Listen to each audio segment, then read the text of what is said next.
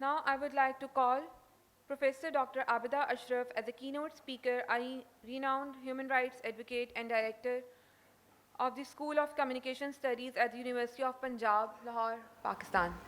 Please, Dr. Abida. Thank you. Bismillahirrahmanirrahim. South Asia in the age of digital colonialism, finding a human digital future.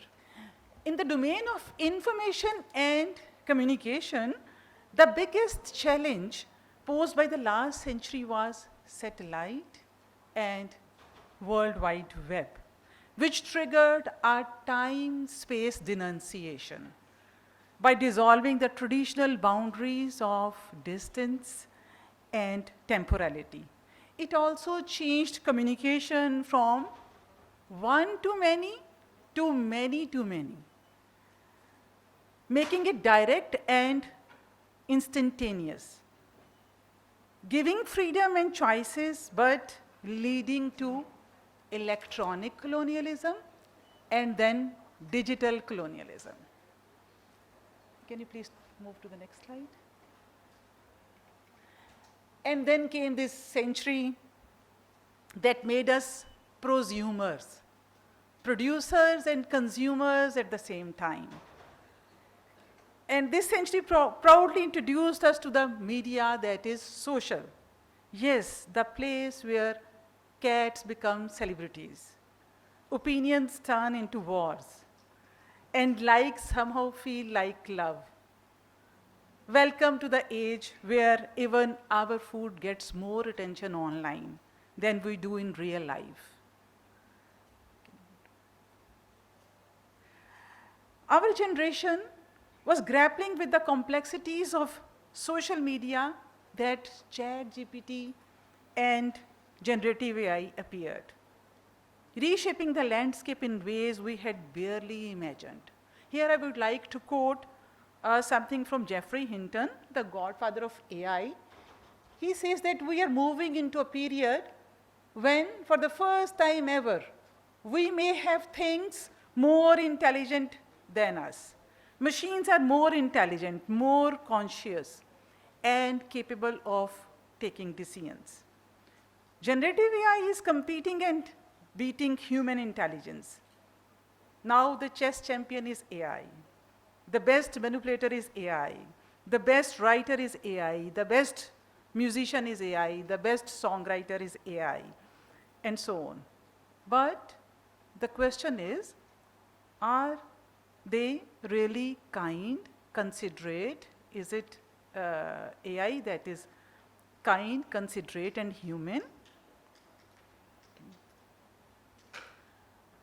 In the case of Palestine, I would like to quote something, that we are witnessing how IDF is manipulating youth by trending Ghiblification. Ghiblification is Ghibli-style animation.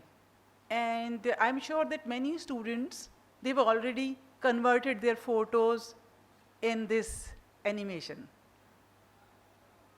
The photos are shared online by Palestinians, usually by Generation Alpha and Generation Z. These prosumers are now becoming victims of target killing and genocide. That's how this Ghiblification and AI is being used. And recently we also witnessed what happened at the event organized by Microsoft. Can you move? Let's talk about a different kind of march. One not with flags or armies, but with followers and algorithms. TikTok, one of the most popular apps owned by China, China's ByteDance company, and it swept across the globe and reshaping content culture. But behind the viral dances and short videos were serious concerns about data privacy, national security, and digital sovereignty. India, once TikTok's largest market, banned TikTok and other 200 apps, Chinese apps, in 2020. saying that user data could be accessed by the Chinese government, raising apprehensions over digital colonization. However, the vacuum was quickly filled by Western platforms. The replacement raises questions. Is this true independence or a shift from one digital colonizer to the other?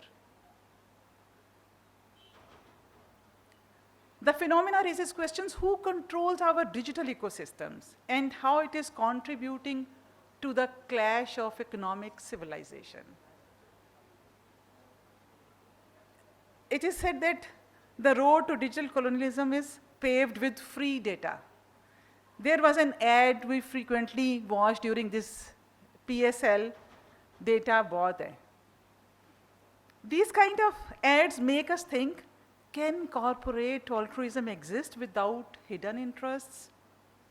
Just as colonial powers once extracted spices, cotton, and minerals from South Asia, today tech giants extract data, the new oil. We are resource rich, not in gold or spices, but in data, yet remains economically marginalized. South Asian users generate billions of dollars in data, but for companies that don't pay taxes in the region or invest in our infrastructures. So platforms like Amazon, Mechanical Turk, or content moderation firms in South Asia rely on cheap human labor to train AI or filter online content.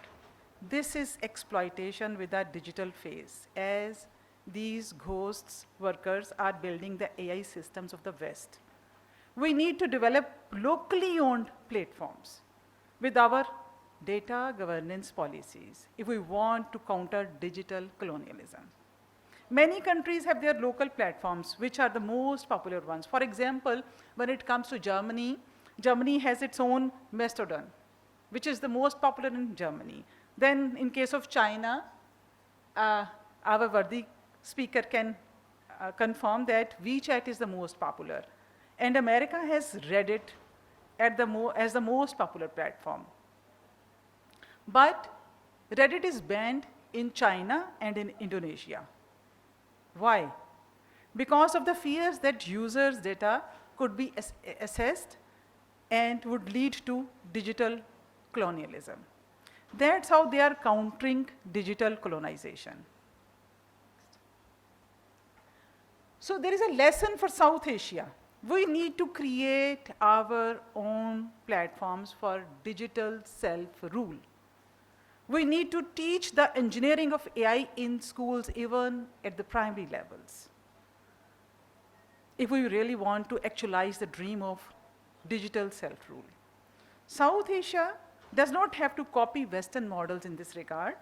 It can create human alternatives rooted in its own ethical and cultural values. So the digital future is not just faster internet or smarter AI. It's about dignity and justice. It's about creating human alternatives rooted in ethical and cultural values. So there are hundreds and thousands of influencers on Instagram that people listen to and are persuaded, but they are not human beings.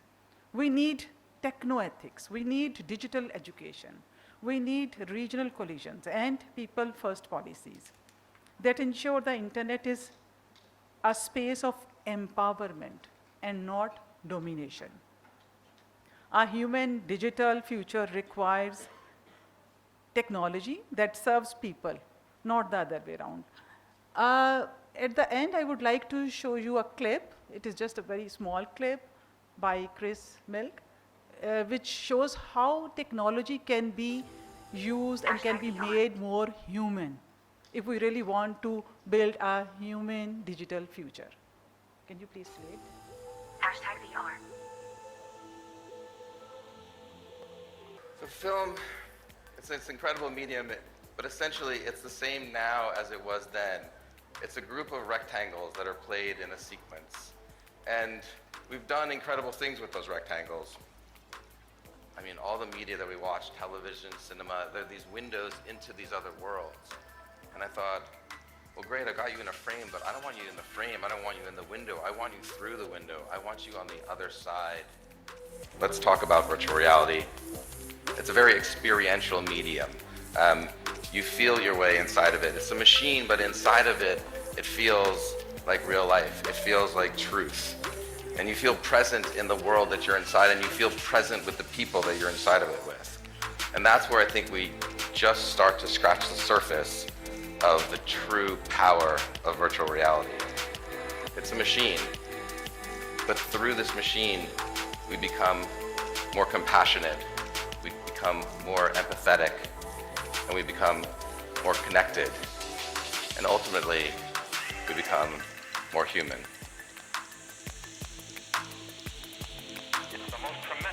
So hope to be more human, more compassionate through these machines. Thank you.